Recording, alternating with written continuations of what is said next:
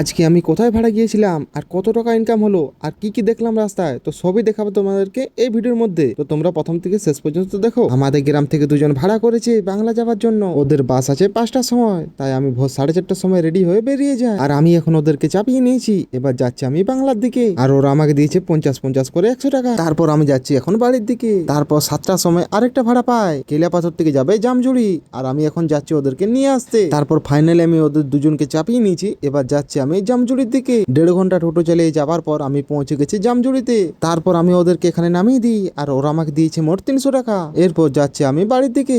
আর এখনো পর্যন্ত আজকে আমার মোট ইনকাম হয়েছে 400 টাকা। তারপর 11টার দিকে আরেকটা ভাড়া পাই, আমাদের গ্রাম থেকে যাবে বজরাজপুর সামের থান মন্দির। তো আমি এখানে ওদেরকে চাপিয়ে নিয়েছি আর ওরা আছে টোটাল 7 জন। তারপর ওদের সবাইকে আমি সামের থান মন্দিরে নামিয়ে দিই। এরপর যাচ্ছি আমি বাড়ির দিকে। আর ওরা এখনো কেউ পয়সা দেয়নি, কারণ ওদেরকে আরেকবার নিয়ে আসতে হবে। তারপর ওরা আমাকে দুপুর 2টোর দিকে ফোন করে আর বলে যে আমাদের হয়ে গেছে, তাই আমি ওদেরকে এখন নিতে যাচ্ছি। আর এত গরম লাগছিল কিছু বলার নেই, একেই গরম করছে। আর এদিকে রাস্তার অবস্থাটা একবার দেখো কি হয়ে গেছে জল পড়ে। আর রাস্তা খারাপ হলে তো কিছু করার নেই, ওই খারাপ রাস্তার মধ্যেই আমাকে যেতে হবে ওদেরকে নিয়ে আসতে। তারপর আধ ঘন্টা পরে আমি পৌঁছে গেছি সামেথান মন্দিরে। তারপর সবাইকে চাপিয়ে নিয়ে এবার যাচ্ছি আমি বাড়ির দিকে। আর ওদেরকে আমি এখানে নামিয়ে দিয়েছি আর ওরা আমাকে দিয়েছে মোট 250 টাকা।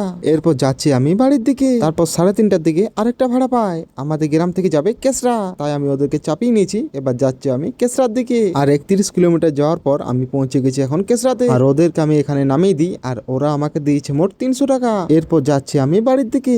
আর আজকে আমাদের মোট ইনকাম হচ্ছে 950 টাকা। তো আজকের ভিডিওটি ছিল এই পর্যন্তই, দেখা হচ্ছে নেক্সট ভিডিওতে।